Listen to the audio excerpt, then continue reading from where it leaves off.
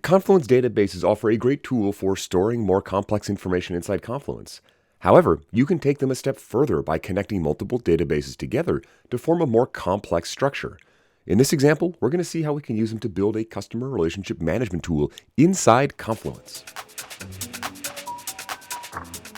Before we get hands-on in Confluence Cloud Premium, though, we do need to consider what information we want to be collecting. When we think of a more complex case like a CRM, we do want to make sure we understand what we want to build before we start building it. So when we shift into Confluence Cloud Premium, the first thing we will do is map out our database structure. We'll need to consider what information do we need. For example, the name of the customer, the name of the account manager, the name of the company, and then how all this information will be connected. Which fields need to appear in which databases. This is a very important step because if we start building and don't consider this, we may end up building it incorrectly and we won't be able to support our use case.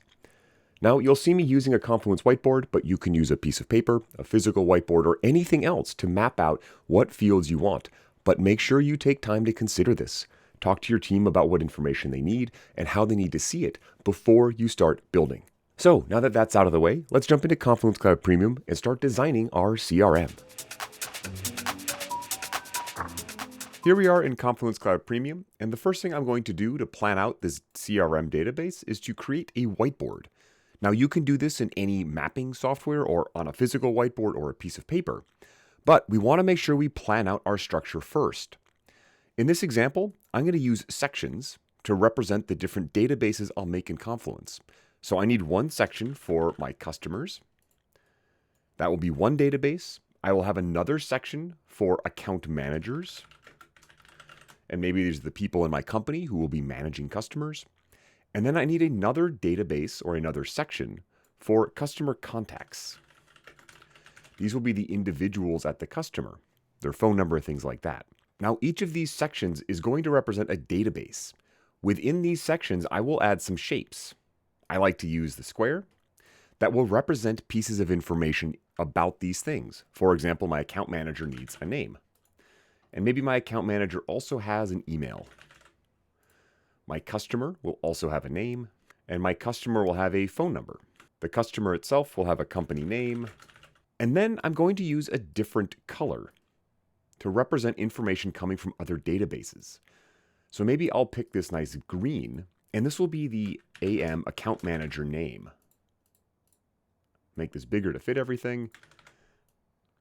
And then I want to pull in the account manager's email. I'll also want to see maybe the customer's name, the contact name, and the contact phone number. From here, I'll just use connectors to indicate where this information comes from. This is just a visual reminder that I'm not putting the account manager information on the customer or company record.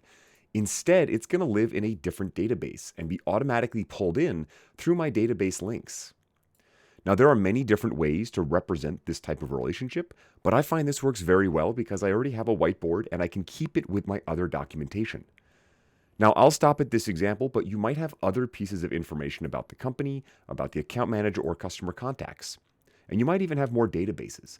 But here, I have one database about my customer's company, and then two separate databases with additional information about them, the account manager and the customer contact. Once I'm happy understanding how all of these fields connect and which ones are pulled in from other databases, I can begin building my databases. The first thing I will do is build out the account managers and customer contacts databases. These are the ones that feed into my main customer's company database. To do that, I'm just going to create a new database under this whiteboard to keep it organized. And I'll give this one a name, account managers. Now from here, I'm going to keep the user field, but I'm going to move it over to the left because all the account managers have an account in Confluence. And I'm going to change this text field to be email. Account manager or AM email. And I don't need this tag field right now, so I'm just going to delete it. Again, in your example, you may have more information. From here, I'm just going to populate this with some account managers, Robert Heen and Andrew, and I'll give them some email. I would then add as many account managers as I need. Next, I'm going to go add my customer contact database. So again, just create a new database. Here, I can't use the user field because these individuals aren't in my Confluence instance, so I'll remove it. And I'm going to change the name of this text field to be customer contact name. And I'll name my database. I'll get rid of this tag field because I don't need it right now. And I'll add one more field that will hold my phone number. And for this example, I'll just add some contact names so we have them. I've got Sally, I'll have Sarah, I'll have Sean, and I'll add some phone numbers for them. Quickly taking a look at my diagram, I can see I've got my name and my phone number for my customer contact, and So quickly taking a look at my diagram, I can see in customer contact, I've got my name and phone number, and my account managers have name and email. Next, I'm going to put together my customers database, which will pull all of this information in. To do that, I'll just go and make a brand new database. I'll call this one customers. Here, I'll rename the text field to customer name or company name. And then I'll get rid of my tag and user fields that are the defaults. Next, I'll just add a new field, but I'll scroll to the bottom and I'm looking for other databases entry link. I'll name this one account manager.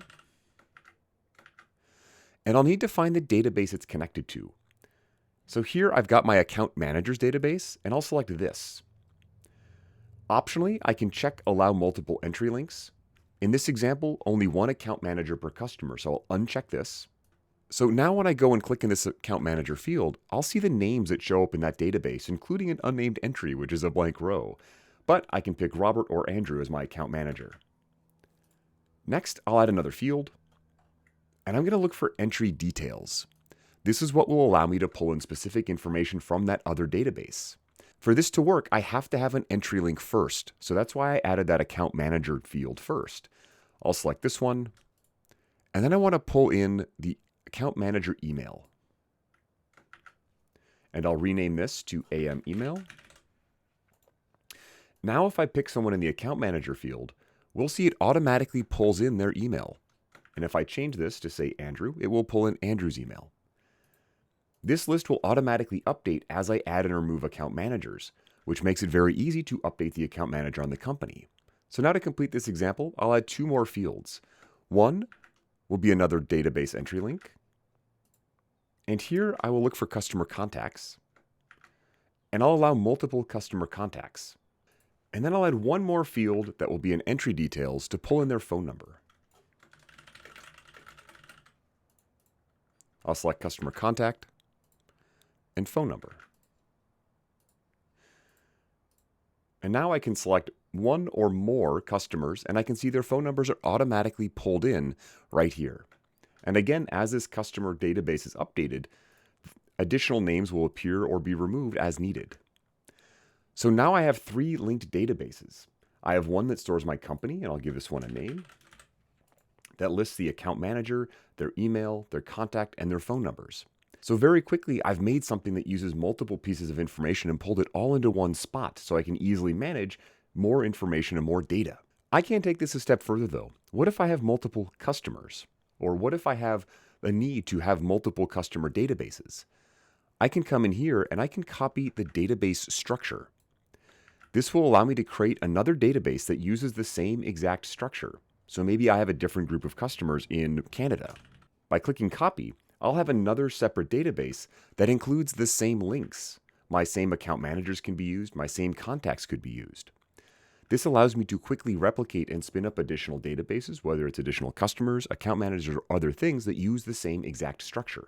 Another thing I can do is go back to my account managers database and add one more field that will count how many times a specific account manager is used. In this example, I'm looking for the entry backlink field, and I might call this number of accounts. I'll need to select a database I want to look into, in this case, my customers. And I can see right here that this individual is connected to the JQuil account. This makes it very easy for me to track where this particular account manager, in this case Andrew, is being assigned. And then I can quickly click and see information about that particular entry. So not only does the database feed into the customer information, it also pulls back into the underlying ones like account manager or even customer contact to let me know how much it's being used and where it's being used. Now, optionally, I can edit this to just show a number. So instead of seeing a smart link back to that database, I can instead get a count of the number of accounts that this person is accountable for. So just another way I can quickly determine what's happening and how often is this person being leveraged. So that is how to build a CRM or customer relationship management system within Confluence.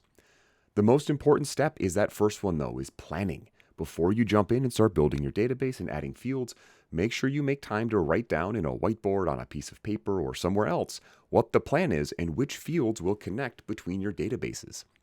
As you saw, I started with the lowest level ones, the ones that are feeding other databases to make it easier to set up. But once I understood that structure, it was very easy and simple to go build it. I highly recommend you jump into Confluence. You can get a free instance and play with this if you're unfamiliar with it, but it is a very powerful tool and a great way to track information across different things. Please drop your questions or comments down below. I'll be happy to explore other use cases, help you overcome frustrations, or understand things. I really appreciate you taking time to learn from me. Please be on the lookout for more videos, but also join us in Discord. We have a great community with a couple hundred folks talking about Confluence and other Atlassian products. Link is down in the description. And also, if you're looking to support the channel, check out our memberships. I'm always looking for new coffee sponsors. Thank you so much for learning with me, and I'm looking forward to seeing you in the next one of these again soon. Me again, thank you so much for watching that video. Check out more here, and pop down into the description. I've got a blog with weekly content. I also have a lot of online learning on Atlassian stuff and project management. And if you need personalized training for you and your team, reach out and let me know. I'll be happy to get something set up for you. Thanks again for watching, and I'm looking forward to seeing you here again soon.